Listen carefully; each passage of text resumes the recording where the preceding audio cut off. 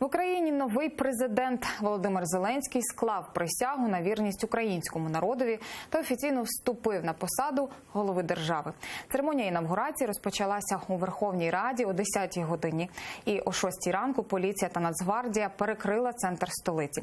Також обмежено рух автомагістралями від аеропорту Бориспіль до парламенту. На інавгурацію прибули президенти 5 країн. А за церемонією спостерігала і наша Олена Стецюк. Олено, як пройшла інавгурація і чим здивував Володимир Зеленський? Лесю, вітаю. Отже, можемо констатувати факт, що на очах українців і міжнародної спільноти шоумен Володимир Зеленський став 6-м очільником української держави. З самого ранку тут, в урядовому кварталі, усе геть перекрито, величезні черги із журналістів. І, власне, біля самої Верховної Ради на Конституційній площі побудували жовто-блакитний паркан. До нього через металошукачі пускали прихильників Володимира Зеленського. І саме повз цей паркан новообраний вже президент пройшов біля своїх шанувальників. У самій Верховній Раді аншлаг.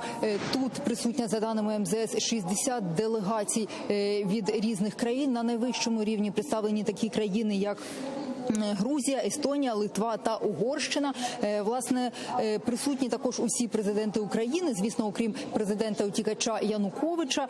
Проводили до присяги Володимира Зеленського уперше в історії 2 жінки. Це голова ЦВК, вона ще раз підтвердила результати волевиявлення українців, а також голова Конституційного суду, яка, власне, вручила Володимиру Зеленському текст присяги та зафіксувала потім цей факт. Як же Володимир Зеленський отримував таку бажану ним булаву, можемо подивитися далі без коментарів. Прошу вручити булаву президента України.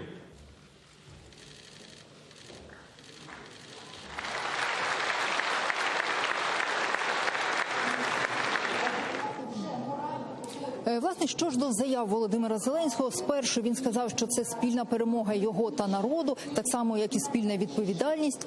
Крім того, він закликав українців, які, власне, живуть по усьому світу, повертатися в Україну і назвав, крім того, своє перше завдання на посту президента України – це припинити вогонь на Донбасі. Як він це собі бачить, слухаємо далі у прямій мові. А на що ви готові заради припинення вогню? Дивне питання. А на що готові ви, українці? Заради життя близьких вам людей. Я готовий на все. І я точно не боюсь приймати складні рішення. Я готовий втрачати свою популярність, свої рейтинги.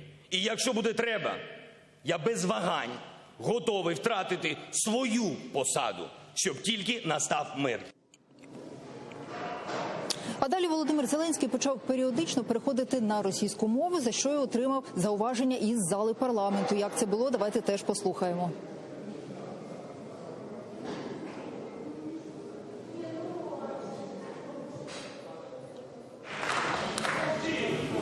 Вибачте.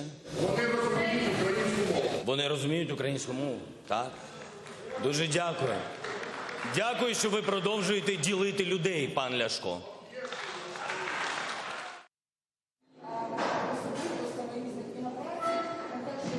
А далі пішов вже ряд вимог у наказовій формі. Володимир Зеленський дав доручення, власне, Верховній Раді звільнити генерального прокурора, звільнити голову Служби безпеки, а також міністра оборони. Власне, 2 останніх вже самі написали заяви про своє звільнення. Крім того, Володимир Зеленський жадає від Верховної Ради, аби вони ухвалили якомога швидше новий виборчий кодекс, а також зняття депутатської недоторканності.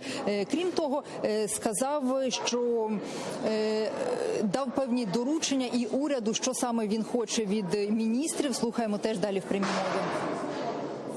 Я не розумію наш уряд, який тільки розводить руками і каже, ми нічого не зможемо зробити. Це неправда. Можете. Ви можете взяти аркуш, взяти ручку і звільнити свої місця для тих, хто буде думати про наступні покоління. І я дуже хочу, щоб у ваших кабінетах не було моїх зображень. Не було, будь ласка, моїх портретів, бо президент не ікона.